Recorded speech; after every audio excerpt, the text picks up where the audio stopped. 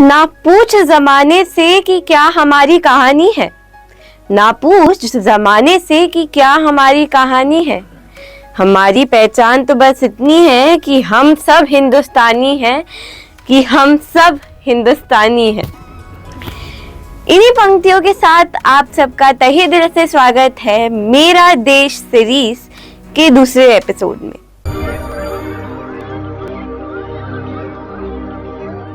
हमने अभी तक देखा कि कैसे हमारे देश का यह खूबसूरत नक्शा कुछ ऐसा भी हो सकता था, पर आखिरकार क्यों? चलिए देखते हैं। तो हमारा जो हिंदुस्तान था उस समय वो 565 रजवाड़ों में, रियासतों में, भागों में, छोटे छोटे प्रिंसली स्टेट्स जो थे उनसे मिलके बना था।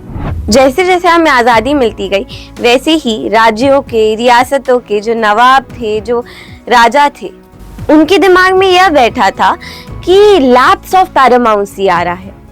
अब लैप्स ऑफ पैरामाउंसी क्या है, उसके लिए हमें ये जानना पड़ेगा कि पैरामाउंसी की जो पॉलिसी है वो क्या है।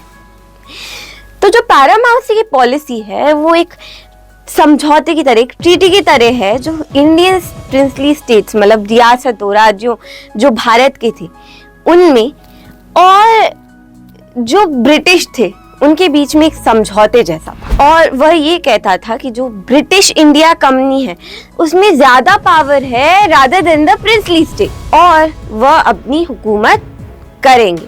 और इसी के साथ साथ उन्हें अपनी हुकूमत प्रिंसली स्टेट्स पे बढ़ाई थी। क्योंकि हमें आज़ादी मिल रही थी, जो वो पॉलिसी थी वो खत्म होने वाली थी। The policy was coming to a stop, और इसलिए उसे लैप्स ऑफ पैरामाउंसी कहा जाता है। लैप्स मतलब स्टॉप, पैरामाउंसी मतलब पैरामाउंसी की policy, stop to the policy of the paramountcy. हमें आज़ादी तो मिल रही थी, पर जो हमारा भारत का नक्शा आज ऐसा है वो ऐसा हो सकता था। अंग्रेज हमारी भारत सोने की चिड़िया पे हुकूमत करके चले तो गए। जिस देश में वो इतने साल रहे और हुकूमत करी, उसी देश में कहते हैं ना, जिस थाली में खाया उसी थाली में उनने छेद कर दिया। क्योंकि जाते जाते जो अंग्रेज हैं उनने यह भी बता दिया कि जो रजवाड़े, जो रियासत चाहते हैं तो वह अपना देश बना के इंडिपेंडेंट भी रह सकते हैं। यह सब सुन के, इस सब से जूझ के नेहरू जी, सरदार वल्लभ पटेल जी दुविधा में थे। उनका दिल टूट रहा था यह सोच के कि हमारा भारत कहीं टूट ना जाए। और इसी लैप्स ऑफ पैरामाउंसी और इसी स्थिति का फायदा उठाता जो पाकिस्तान के पहले प्रधानमंत्री थे मोहम्मद अली जिन्ना, उन्होंने जो रियासत थे, रजवाड़े थे, उन्हें पाकिस्तान में शामिल करने के लिए, शामिल होने के लिए मनाने की कोशिश करी। और ऐसी स्थिति में इस समय अगर भारत को एक कोई कर सकता था तो वो बस एक इंसान था। अब वो मैं आपसे जानना चाहूंगी कि आपको क्या लगता है वह एक इंसान कौन था जो भारत को उस समय एकजुट कर सकता था। कमेंट सेक्शन में अपनी राय जरूर बताइएगा।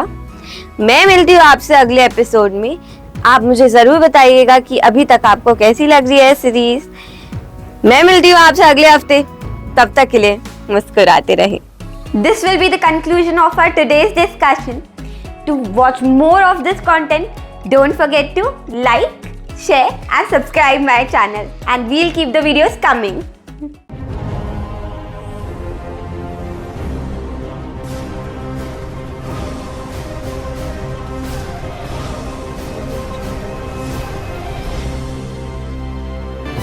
A KH production.